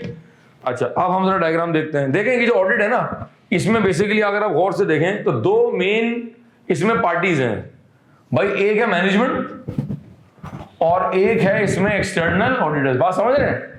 मैनेजमेंट कौन है भाई? मैनेजमेंट वो लोग हैं जो कंपनी के तमाम फंक्शंस को इंचार्ज जिम्मेदार हैं। हम जब ऑडिट करने जाएंगे तो क्या हमारा ताल्लुक शेयर होल्डर से होगा, मैनेजमेंट से होगा? मैनेजमेंट से होगा भाई। शेयर होल्डर तो अब पता नहीं मुल्क से बाहर है, मुल्क में कहाँ है, अपना काम कर रहा है, तो हमारा ताल्लुक किससे जुड़ेगा, हमारा वास्ता किससे बढ़ेगा? अच्छा, हम कौन है भाई? हम हैं एक्सटर्नल ऑडिटर्स, ठीक है। अब मैं 1 सेकंड कुछ बेसिक बातें कर रहा हूं। इनकी जिम्मेदारी, दरमियान में लिखता हूं ऑडिट, ठीक है जी। दरमियान में क्या लिखा मैंने? ऑडिट, क्योंकि इनका भी इन्वॉल्वमेंट है, हमारा भी इन्वॉल्वमेंट है। अब आप बात समझिएगा जरा। हम जब ऑडिट करने गए, अब वो डायग्राम बार बार देखेंगे आप, हम जब पीएसओ का ऑडिट करने गए तो फाइनेंशियल स्टेटमेंट बनाने की जिम्मेदारी किसकी? और जो फाइनेंशियल स्टेटमेंट बनाएगा, अकाउंटिंग पॉलिसी सेलेक्ट करने की जिम्मेदारी किसकी? ठीक है, तो अकाउंटिंग ट्रीटमेंट करने की जिम्मेदारी किसकी? मैनेजमेंट की। तो कंपनी में इंटरनल कंट्रोल्स इंप्लीमेंट करने की जिम्मेदारी किसकी? इसका मतलब है ये सारी जिम्मेदारी किसकी है? इसका मतलब है कुछ इनकी जिम्मेदारी है और फिर कुछ हमारी जिम्मेदारी है। देखिए, आज सेकंड सेशन में ना बड़ा चीजों को क्लियर कर लें आप। ये मैनेजमेंट है, ये हम है। हम यहां नहीं आएंगे और आप यहां नहीं आएंगे और यूं खड़े नहीं हो सकता, अजीब सा लगेगा। बात समझ रहे हैं? या तो आप उस तरफ हो जाएं, इस तरफ हो जाएं। हम किस तरफ? हम इस तरफ होंगे, क्योंकि अगर हम उस तरफ चले गए तो फिर वही मसला आ जाएगा कि आप इंडिपेंडेंट नहीं है। मतलब आप मुझे बताएं कि आपके कानों को ये सुन के कैसा लगता है कि हम जब ऑडिट करने पीएसओ गए तो मैनेजमेंट ने कहा कि हमसे बैलेंस शीट टाई नहीं हो रही है, हमसे अकाउंट्स नहीं बन रहे हैं, प्लीज अकाउंट्स बना दें, प्लीज अकाउंटिंग ट्रीटमेंट जरा देख लें, जरा प्लीज अकाउंट सीख कर दें, जरा बैलेंस शीट टाई कर दें, जरा डिस्क्लोजर दिलवा दें। फिर हमने वो सारे काम कर दिए, फिर हम ही से कह रहे हैं अब आप जरा ऑडिट कर दें। अब जब मैं ऑडिट करूंगा तो मैं क्या कहूंगा? वाह भाई वाह, क्या अकाउंट्स है, वाह भाई वाह, माशाल्लाह, क्या खूबसूरत पीनल। किसने बनाया? हाँ, मैंने बनाया। मैं अपने बनाए हुए अकाउंट्स पे करूंगा क्रिटिसाइज, मैं अपने बनाए हुए अकाउंट्स में गलतियां निकालूंगा, बन गया ना पकौड़ा। क्यों? क्योंकि आप मैनेजमेंट डोमेन में चले गए। इसका मतलब है there has to be a very clear line of differentiation. बीच में लाइन ड्रॉ है, आप इधर नहीं आएंगे, मैं उधर नहीं आऊंगा। आप मुझे ऑडिट में प्रेशराइज नहीं करेंगे, मैं अपने हिसाब से प्रोसीजर करूंगा एज पर आइजा। आप मुझे कोई डिक्टेशन नहीं देंगे, मैं अपने हिसाब से चलूंगा। रिपीट करें, मैं ऑडिटर अपने हिसाब से चलूंगा। वो जो मैं अपने हिसाब से चलूंगा उसको कहते हैं स्कोप ऑफ एन ऑडिट। क्या कहते हैं उसको? इंजन खोलना है, मैं गाड़ी के पुर्जे बता रहा हूं। अगली 3-4 क्लास तक मैं गाड़ी के क्या बता रहा हूं? पुर्जे, ताकि अल्टीमेटली क्या खोलना है आप जाके? इंजन खोलना है आप, ठीक है। कहें scope of an audit. Audit कैसे करना है, किसके तहत करना है, कितना करना है, क्या करना है, क्या नहीं करना है, वो कौन बता रहा है? वो स्कोप बता रहा है हमारा। क्या बात समझ आ रही? अब जरा डायग्राम गौर से देखें। अब अगर मैं डायग्राम को देखूं हजरात, तो डायग्राम के अंदर पिक्चर बड़ी क्लियर है। वो पिक्चर क्या है? एक तरफ आ रहा है मैनेजमेंट एंड TCWG। कहो TCWG, दोस्त चार्ज विद गवर्नेंस। जब मैं इस क्लास में कहूंगा TCWG हैं जी, तो आप क्या समझेंगे? Board of directors. देखिए, 2 वर्ड्स हैं, 2 जार्गन्स हैं। मैं कहता हूं मैनेजमेंट, कहो मैनेजमेंट। मैनेजमेंट में सब शामिल है, BOD भी शामिल हो गए, लोअर मैनेजमेंट भी शामिल हो गई, दरमियानी भी हो गई, स्ट्रेटेजिक भी हो गई, टेक्टिकल भी हो गई, ऑपरेशनल भी हो गई। लेकिन जब मैं कहूंगा TCWG, क्या कहा मैंने? इसमें सब शामिल नहीं है, इसमें सिर्फ और सिर्फ क्या शामिल है? Board of. तो जब मैं कहूंगा TCWG, इसमें सिर्फ और सिर्फ कौन शामिल है मेरे दोस्तों? इनको हम कहते हैं दोस्त चार्ज विद गवर्नेंस। कंपनी की भागदौड़ किसके हाथ में है? जहाज के कॉकपिट में कौन बैठा है? जहाज को लैंडिंग टेक ऑफ कौन कराएगा? दोस्त चार्ज विद गवर्नेंस। ठीक है जी, आगे चलें। अब एक तरफ आ रहा है कुछ ऑडिट के जार्गन्स और दरमियान में नीचे आ रहा है रिस्पॉन्सिबिलिटीज। क्या आ रहा है नीचे? ठीक है, मैं पढ़ता हूं रिस्पॉन्सिबिलिटी एक एक करके। सबसे पहले पढ़ते हैं मैनेजमेंट की जिम्मेदारी। ये भाईजान आपको लग रहा है कि आज दूसरी क्लास है, अगर मैं आपसे सच कहूं तो एग्जाम में सवाल बन जाएगा एक के। इस वक्त आपने कोर्स शुरू कर दी है, एग्जाम में सवाल बन गया differentiate the basic responsibilities of external auditor and management. तो एक तरफ ये रहा जवाब और एक तरफ, तो 5 नंबर की तैयारी शुरू हो चुकी है भाईजान। एग्जाम फोकस पढ़ाई शुरू हो चुकी है भाई जी। जिम्मेदारी क्या है? तमाम बच्चे जरा पढ़े मिलके। पहली, मैनेजमेंट की जिम्मेदारी क्या है? कंपनी कौन चलाएगा भाई? कंपनी की भागदौड़ किसके हाथ में है? नंबर 2, अच्छा, अब आप अपने मुंह से, अपने बहुत ही प्यारे मुंह से वर्ड कहें इंटरनल कंट्रोल, कहें इंटरनल कंट्रोल।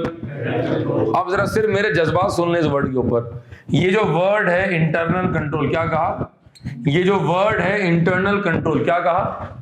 ये जो वर्ड है इंटरनल कंट्रोल, ये आपके सिलेबस के लिए इतना इंपॉर्टेंट है, इतना इंपॉर्टेंट है, इतना इंपॉर्टेंट है, इतना इंपॉर्टेंट है, इतना इंपॉर्टेंट है। इसका मतलब है ये कुछ तो इंपॉर्टेंट है। ये क्या है? ये तो मैनेजमेंट की जिम्मेदारी है। तो हम बीच में कहां से आ गए?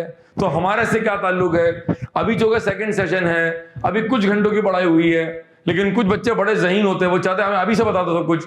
तो मैं उन बच्चों को अभी से बता रहा हूं कि आगे जाके ये जो वर्ड है इंटरनल कंट्रोल, ये तुम्हारे सिलेबस के एक कोर टॉपिक में जाके गिरेगा। ये छोटी सी नदी है जो आगे जाके एटलांटिक ओशन में जुड़ जाएगी।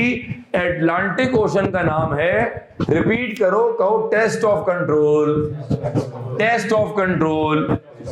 जब आप इंशाल्लाह ऑडिट फॉर्म में जाएंगे तो आप प्रैक्टिकली सब्सटैंटिव और टीओसी करते हैं। ये जो मैंने बोर्ड पर लिखा है, अगर मैं सच कहूं तो गलत नहीं होगा कि आप अपनी आर्टिकलशिप में जो 90% काम करेंगे वो ऑडिट का होगा। उस 90% के अंदर जो आप 30-40% काम करेंगे वो है टेस्ट ऑफ कंट्रोल, जिसके पसे पर्दा वर्ड क्या है। मेरी बात समझ आ रही है? मेरे पास इस वक्त जो है ना, ये ऑप्शन है कि मैं सब कुछ फेंक दूं आपकी तरफ। 1 घंटे में आप बाहर सब बाहर आ जाएगा, खतरनाक हो जाएगा। थ्योरी है ना, तो मुझे पता है कि आप कितने हैंडल कर सकते हैं शुरू की क्लास के अंदर। तो मैं उतना ही बता रहा हूं, 26 साल का एक्सपीरियंस है, उतना ही बता रहा हूं आपको। ओवरडोज नहीं हो सकता। तो एक वर्ड का इंटरनल कंट्रोल, कहें इंटरनल कंट्रोल। अगर मैं आपको उसकी सी बात 2 मिसालें दे दूं। कंपनी की पॉलिसी है, जब सुबह 9 से 5 में पैसा आएगा तो 5 बजे बैंक से कहा है कि हम आपको 5 और 6 के दरमियान हमारी गाड़ी आएगी, आप हमें खास सर्विस देंगे, ये पैसा बैंक में जमा होगा, ताकि कैश कंपनी में रात को ना हो, क्योंकि जितना कैश ज्यादा होगा उतना चोरी होने का रिस्क ज्यादा होगा। आप समझ रहे हैं? आपको पता भी नहीं चला कि मैंने आपको टीओसी के टॉपिक की वो बात बता दी है जो पेपर में इस टॉपिक में आती है। बहुत चालाक आदमी, मैंने आपको बहुत ही दबे अल्फाजों में एक चीज पढ़ा दी। जब भी कंपनी में कैश आएगा तो कंपनी का कंट्रोल है, रिपीट करें, कंपनी का ये इंटरनल कंट्रोल है कि पैसा रात को गले में नहीं रहेगा, सेम डे बैंकिंग चला जाएगा। अगर ये कंट्रोल फॉलो नहीं हुआ, रिस्क ऑफ थेफ्ट बढ़ जाएगा। जब भी माल फैक्ट्री में आएगा, रिपीट, जब भी माल फैक्ट्री में आएगा, एक कागज बनेगा, उस कागज का नाम है GRN, गुड रिसीव नोट, ताकि पता चले 12 महीने कितने गुड्स आए, कितने गुड्स गए। माल आने पे GRN बनी, माल जाने पे GDN बना। ये कागज का बनना इज एन एग्जाम्पल ऑफ। और ये कंट्रोल्स की जिम्मेदारी किसकी है? क्योंकि 12 महीने कंपनी में कौन बैठा हुआ है? 12 महीने कंपनी कौन चला रहा है? सर, तो हमारी जिम्मेदारी क्यों नहीं है? क्योंकि हम कौन हैं? हम एक्सटर्नल ऑडिटर भाई, हम घर वाले नहीं है मेरे बाप, हम बाहर वाले हैं। अगर कंट्रोल भी तूने बनाने हैं, अकाउंट्स भी तूने बनाने हैं, सारे मशवरे तूने देने हैं, तो फिर तू ऑडिट नहीं कर भाई। क्योंकि अब जो तू ऑडिट करेगा वो इंडिपेंडेंट ओपिनियन, क्योंकि हम नेचुरल सी बात है, हम अपने काम में क्रिटिसिज्म या गलती बर्दाश्त नहीं करते। इंसान की फितरत है। ये जो इंसान की फितरत है, ये ऑडिट का जार्गन है, इसका नाम है इनहेरेंट लिमिटेशन। क्या नाम है इसका? ये सारे वर्ड 3-4 क्लास के बाद ना आने वाले हैं। मैं आप सबको इकट्ठे ऑडिट के समंदर में धक्का दे दूंगा, लेकिन पहले मैं आपको जरा सांस लेना सिखा दूं। अभी हम आपको जरा बता दें कि पानी में आपने तैरना कैसे। बात समझ आ रही है? तो ऑडिट के जार्गन फेंक रहा हूं आपकी तरफ। दोबारा काइंड डायग्राम के ऊपर पहला पॉइंट क्या था भाई? Running of the. दूसरा क्या था? तीसरा क्या है? आप जरा आ जाए ऑडिटर की जिम्मेदारी में। पहला क्या है? दूसरा क्या है? तीसरा क्या है? पहला दोबारा पढ़े, पहला क्या है? अच्छा, मैं फिर रिपीट कर दूं, आप रिपीट करें। ऑडिट का मतलब इन्वेस्टिगेशन नहीं है।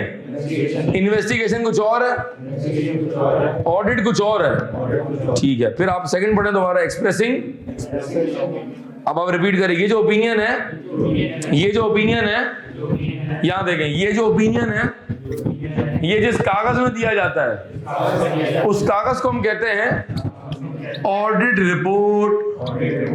आगे जाकर पढ़ेंगे इस ओपिनियन के अंदर एक चीज है, नाम है उसका अश्योरेंस। अच्छा, इसका मतलब है सर साजिद ये कह रहे हैं कि हम जो फाइनेंशियल स्टेटमेंट पर ओपिनियन देते हैं, जिसके अंदर हम ये कहते हैं कि accounts are giving a true and fair view, दर हकीकत वो बेसिकली शेयर होल्डर्स के लिए क्या एक अश्योरेंस है।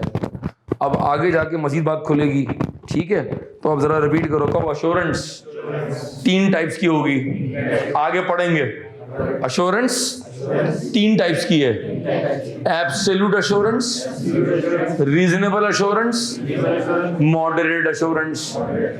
अभी नहीं बता रहा क्योंकि पिक्चर अभी सिर्फ एक मैंने आपके ना वो एक कश्मकश से बाहर निकल देगी, बताओ ना आज, बताओ ना, बता दिया। क्या बताया कि ओपिनियन में क्या दे रहे हैं, अश्योरेंस। ओपिनियन के अंदर क्या दे रहे हैं, वो अश्योरेंस किसको दे रहे हैं, किसको दे रहे हैं भाई?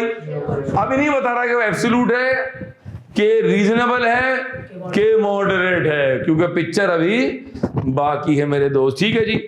अच्छा, थर्ड दोबारा पढ़ लें, गिविंग। सर इससे क्या मतलब है? देखिए, इंटरनल कंट्रोल को इंप्लीमेंट करने की जिम्मेदारी किसकी? इंटरनल कंट्रोल बनाने की जिम्मेदारी किसकी? बोलो बोलो बोलो। लेकिन हम वहां क्या करने गए? ठीक है ना ना, हम क्या करने गए? नहीं, हम क्या करने गए? असल काम क्या करने गए? ऑडिट।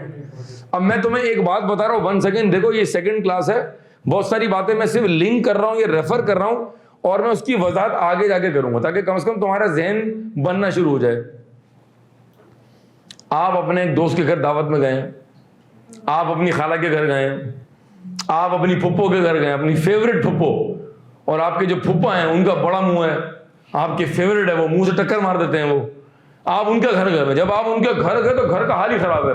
ड्राइंग रूम में बच्चों की नैपियां पड़ी हुई हैं, ड्राइंग रूम में बच्चों के जूते पड़े हुए हैं। आज खाना बहुत अच्छा था, खाना उफ, फुप्पो क्या खाना बनाती है, लेकिन घर उल्टा फुल्टा। अब फुप्पो तो घर की है ना, तो मैंने जाते हुए फुप्पो से कहा, फुप्पो ये घर है, ये क्या है? जंगल है। ये ड्राइंग रूम तो देखें आप, बच्चों के गंदे मोजे रखे हुए हैं, जूते रखे हुए हैं, किसी ने पान की पीक मारी गई है, ये फुप्पा होंगे यकीनन। जरा घर तो ठीक करें। ओके फुप्पो, अल्लाह हाफिज। मैं फुप्पो को उनके घर के कंट्रोल्स के हवाले से रिकमेंडेशन देके निकल लिया। आया मैं किस लिए था? मैं रिकमेंडेशन देने तो नहीं आया था, लेकिन मुझे ऐसा क्या लगा कि मैं चूंकि फुप्पो के घर आया हूं, फुप्पो मेरी अपनी है, लिहाजा मुझे ऐसा लगता है कि मुझे उनको रिकमेंडेशन या मुझे कुछ उनको बातें बतानी। इसी तरह अब रिपीट करो, एक्सटर्नल ऑडिटर्स ऑडिट करने गए हैं, लेकिन चूंकि वो क्वालिफाइड है, समझदार है, उनमें समझबूझ ज्यादा है, वो क्लाइंट पर 1.5 महीना, 2 महीना, 2.5 महीना, 2 हफ्ता मौजूद थे, ऑडिट कर रहे थे। क्लाइंट ने ऑडिट कराते कराते सब कुछ P&L में, बैलेंस शीट में, अपनी तमाम बुक्स ऑफ अकाउंट्स हमारे सामने खोल के रख दी। लिहाजा क्लाइंट ये एक्सपेक्ट करता है कि चूंकि आप समझदार लोग हैं, हमने आपको तमाम चीजों का एक्सेस दिया है, लिहाजा अगर आपको दौराने ऑडिट लगे कि हमारे कंट्रोल्स में कोई फ्लॉ है, कुछ चीजें ठीक नहीं है, तो आप हमें ऑडिट रिपोर्ट तो देंगे, आप हमें ऑडिट रिपोर्ट तो देंगे, साथ में अगर आप कुछ रिकमेंडेशन भी दे देंगे तो समझे बस स्वाद आ जाएगा, मजा आ जाएगा। लिहाजा हम as a kind gesture management को आगे जाके पढ़ाऊंगा, हम मैनेजमेंट को इंटरनल कंट्रोल्स पर जो हमने डेफिशिएंसीज देखी हैं, जो हमने दौरान audit as part of the audit observe की हैं, वो हम बताएंगे भी, और हम उनके हवाले से उनको रिकमेंडेशन भी देंगे। हम इंटरनल कंट्रोल बनाने नहीं आए हैं, हम उसको इंप्लीमेंट करने नहीं आए हैं, हम उसको चूमने ऐसे करने नहीं आए हैं। जो तुमने इंप्लीमेंट किए हुए हैं, अगर हमें दौरान ऑडिट उसमें कोई फ्लॉ नजर आया तो हम ये समझो हम तुम्हारी जात पर एहसान कर रहे हैं, ये हमारी मेहरबानी है, हम तुम्हें उसका फीडबैक दे देंगे। कुछ समझ आया? बहुत हल्का हल्का लेके चल रहा हूं मैं, समझ रहे हैं? बड़ा बड़ा नाजुक सब्जेक्ट है ये, मैंने कहा ना कम बताने भी मसला है, ज्यादा बताने पर मसला है, तो बहुत ही मैं सोच समझ के बता रहा हूं आपको बेस्ड ऑन माय एक्सपीरियंस कि उतना बताऊं जितना आज आप डाइजेस्ट कर सके। अच्छा, अब अगर आप डायग्राम के सीधा पे देखेंगे तो कुछ बड़े मुश्किल से वर्ड लिखे हुए हैं। ये है ऑडिट की अपनी भाषा। भाई इस कैमरे का पार्ट्स, जो कैमरा जिससे आप मुझे तमाम अच्छी तरह कैमरा देखेंगे, अब आपको इसके पार्ट्स का पता है, 2-3 का पता होगा, लेंस, माइक्रोचिप, फला सर्किट, फला स्विच, पता है आपको? पता है आपको? नहीं पता ना, क्या हम कैमरे वाले हैं क्या? इस एयर कंडीशन के अंदर कितने पार्ट्स होंगे हमको पता है, we are not the experts. लेकिन अगर आपने एसी को ठीक करना है तो आपको इसके बेसिक जार्गन्स का पता होना चाहिए। बोइंग 777 कैसे उड़ता है, जो आपका जेट इंजन जो है, जो टर्बाइन फैन चलता है, वो हवा कैसे सक करता है, पेट्रोल के साथ, फ्यूल के साथ मिलकर वो कैसा थ्रस्ट क्रिएट करता है। हर इंजन 45,000 पाउंड का थ्रस्ट क्रिएट करता है। फिर विंग्स में कुछ चीजें ऊपर नीचे होती हैं, पीछे टेल यूं घूमती है, रडर लगा हुआ है, एलिवेटर यूं होते हैं, फिर हवा का फिजिक्स अप्लाई होती है और जहाज यूं उड़ता है। तो अगर मैंने पायलट बनना है तो मुझे बेसिक चीजों का, ऑब्वियसली सबसे पहले मुझे क्या बताएंगे, बेसिक चीजें, कंपास कैसे काम करता है, नॉट्स क्या होता है, हवा का डायरेक्शन क्या होता है, रनवे कैसे फीड करते हैं, ब्ला ब्ला ब्ला, 100 थिंग्स। इसी तरह ऑडिट भी एक सब्जेक्ट है और ऑडिट के भी अपने जार्गन्स हैं। आप बी लॉ पढ़ के आ रहे हैं, आप शायद टैक्सेशन पढ़ के आ रहे हैं, टैक्स में आपने रेजिडेंट पढ़ा, नॉन रेजिडेंट पढ़ा, परमानेंट एस्टेब्लिशमेंट पढ़ा, कैपिटल गेन पढ़ा, बिजनेस इनकम पढ़ा, उसकी अपनी भाषा थी। ऑडिट एक अलग सब्जेक्ट है, ऑडिट की अपनी भाषा है। आओ जरा उस भाषा को देखते हैं, कुछ बातें लिख दी हैं, पढ़ लो जी, सब मिलकर पढ़ें जी। पहला मतलब अल्लाह माफ करे ऐसा वर्ड है पढ़ते ही उल्टी आती, इनहेरेंट, पता नहीं क्या दिया हुआ है इनहेरेंट। सर आप इतना जोर से बोलते हैं, सर प्रॉब्लम है आपके साथ कोई? हाँ बेटा मैंने ऑपरेशन कराया था, मैंने बड़े साइज के लगाए हुए अपने फेफड़े, आवाज ऐसी निकलती बेस के साथ। जरा आप कुछ बोले, आप नाम बताएं अपना। जुनैद। हाय अल्लाह जुनैद। अब जुनैद की आवाज जरा थोड़ी सी डाउन है। इनहेरेंट भाई जरा आप कुछ बोल के बताएं। देख रहे हैं आज के लड़के कैसे आ रहे हैं, चेक कर रहे हैं आप लोग, दुबले दुबले, पतले पतले, नाजुक से, सहमे हुए, घबराए हुए। भाई नाम बताएं। हाँ अब्दुल्ला, अब्दुल्ला भाई माफ करते, अब्दुल्ला भाई माफ, भाई लग रहा है को मत कहो तो अब्दुल्ला बोलो, क्या मसला है? इनकी आवाज में सख्ती है, मेरी आवाज में भरमी और है, चार्टर्ड अकाउंटेंट हूं मैं। ये दोनों जरा नाजुक मिजाज के लोग हैं। सर ये क्या है? ये अल्लाह का सिस्टम है, इनहेरेंट है। क्या है ये? क्या कॉन्सेप्ट दिया? कहो इनहेरेंट लिमिटेशन। आगे जाके पढ़ेंगे, सिर्फ मैं बता रहा हूं ये ऑडिट के जार्गन्स हैं, कुछ आगे जाके काम आएगा। गरम मसाला और छोटी इलायची और लाल आलू और कच्ची प्याज, कुछ समझ आ रहा है? ये किचन के आइटम है, बात समझ आ रही है? जब कुकिंग करेंगे तो बताएंगे ना कौन सी चीज कब और कितनी क्वांटिटी में डलेगी।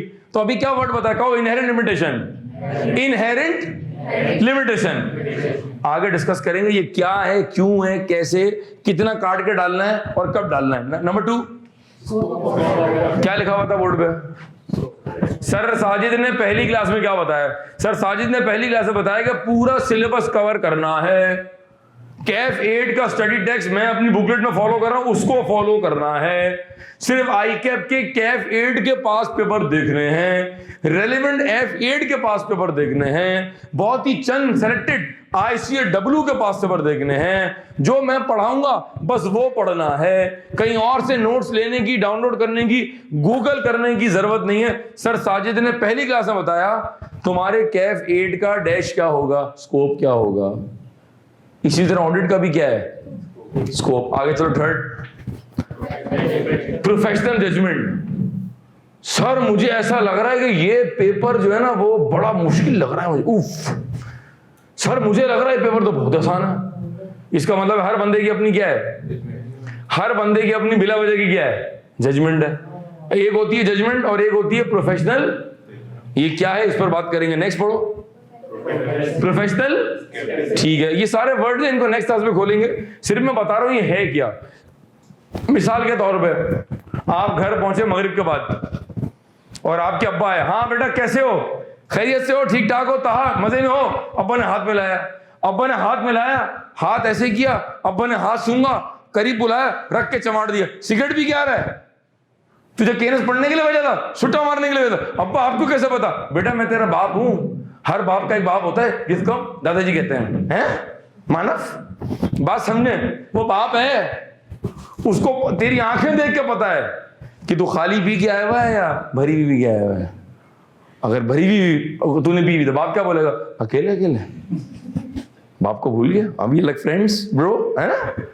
बात ये हो रही कि अल्लाह ताला ने वालिदैन को एक स्पेशल हिस्स दी हुई है, they are more professional. Suppose करो कि अब्दुल्ला भाई का जो दिल है वो किराए पे चढ़ गया है, इनकी जिंदगी में वो आ गई है शुमाइला, एग्जाम्पल दे रहा हूं मैं।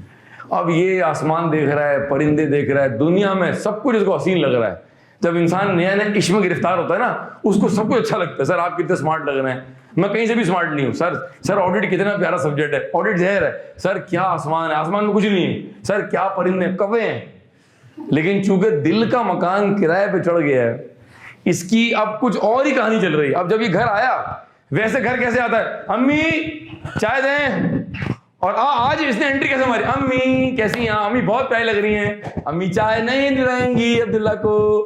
अम्मा ने कहा बेटा जरा आंखें देखा जी अम्मी। अम्मा ने पकड़ लिया, अम्मा ने पकड़ लिया कि दिल का मकान किराए पे चढ़ा गया है, कोई नया टेनेंट आ चुका है। अभी 2 महीने पहले दूसरी पार्टी थी, अभी कोई और पार्टी आ गई है। अम्मा ने जो पकड़ लिया, इसकी आंखों को पढ़ लिया, इसको कहते हैं स्केप्टिसिज्म। और जब ये काम एक ऑडिटर क्लाइंट में जाके करेगा कि अच्छा ये सेल दिखाएं, यार मुझे लग नहीं रहा ये सेल सही है आपकी, मुझे लग नहीं रहा ये प्रॉफिट है, मुझे लग, हालात तो बड़े खराब चल रहे थे, कोविड का बात था, तो पूरी दुनिया लॉस में, आपकी कंपनी प्रॉफिट कैसे कर रही है? दाल में कुछ, ये जो एटीट्यूड है, ये जो मुझे फील हो रहा है कि something is wrong, something is fishy fishy, this is called attitude of professional scepticism. ठीक है जी, नेक्स्ट पढ़ लें जी। क्या है बात करेंगे, और आखिरी वर्ड क्या है हमारे पास? True and fair view. हजरत ये सारे जार्गन है जिनको हम आगे क्या लिखा हुआ है, जिनको आगे हमने क्या लिखा हुआ है, किस नाम से लिखा हुआ है? There few basic concepts of external audit. हजरत सेशन 2 को क्लोज करते हैं, और क्लास का टाइम हमने कम रखा हुआ है। आए जल्दी से चीजों को कुछ रिकैप कर लेते हैं। कहें external auditors, external auditors, internal auditors. External auditors ये वो लोग हैं जो बाहर से आ रहे हैं, जहां से आ रहे हैं वो इंडिपेंडेंट फर्म है। ऑडिट फर्म गो, अश्योरेंस फर्म गो, इंडिपेंडेंट फर्म गो, स्टैट्यूटरी फर्म गो, ऑडिट फर्म गो, एक ही बात है। और जिसको ऑडिट कर रहे हैं वो क्या है? ऑडिट क्लाइंट का है, क्लाइंट का है, अश्योरेंस क्लाइंट का है। बेहतर वर्ड क्या है? जो जाकर ऑडिट कर रहे हैं वो कौन है? अब अगली क्लास में डिस्कस करेंगे ये टीम कैसे बनती है, ये टीम में कितने अफराद होंगे, ये टीम में कौन लोग होंगे, क्या इसमें कोई जूनियर भी होता है, कोई सीनियर भी होता है, ये पार्टनर कौन होता है, ये रिपोर्ट साइन कौन करेगा, अगर ऑडिट में मसला हो गया तो बल्ली किसके सर पे आएगी, छुरी किसके हाथ में होगी, गर्दन किसकी होगी, खाएगा कौन इसको? ये सारी बातों के लिए पिक्चर अभी बाकी है। फिर हमने क्या बताया कि ऑडिट के आखिर में what is the deliverable, audit का अंजाम क्या है? कहो ऑडिट का अंजाम, ऑडिट का अंजाम is in the form of a document, नाम है उसका audit report. This report is address to shareholder. Shareholder वो लोग हैं जो कंपनी के मालिकान हैं, इनका राइट है कि इनको बताया जाए कि क्या वो अकाउंट्स जो बीओडी ने अप्रूव किए, जो फाइनेंस ने बनाए, क्या वो अकाउंट सही है या नहीं है? सही है या नहीं है को हम ऑडिट की भाषा में बोलते हैं accounts are giving a true and fair view और they do not give a true and fair view. और ये जो ओपिनियन देते हैं, ये जो हम ट्रू एंड फेयर व्यू, ये जो हम ट्रू एंड फेयर व्यू की सूरत में जो ओपिनियन देते हैं, इसमें से जो एक्चुअल में निकल रहा है वो कहलाता है अश्योरेंस। अश्योरेंस की कितनी टाइप्स हैं, इसके कितने लेवल्स हैं, इसके लिए हमारे साथ रहिएगा। तो इंशाल्लाह अगली क्लास में इस पर मजीद बात करेंगे। सेशन 2 को वाइंड अप करते हैं। कुछ बेसिक बातें मैंने सेशन 1 में की हैं और कुछ बेसिक बातें मैंने सेशन 2 में की हैं। इंशाल्लाह आपसे मुलाकात होगी कैफ 8 के सेशन नंबर 3 के अंदर।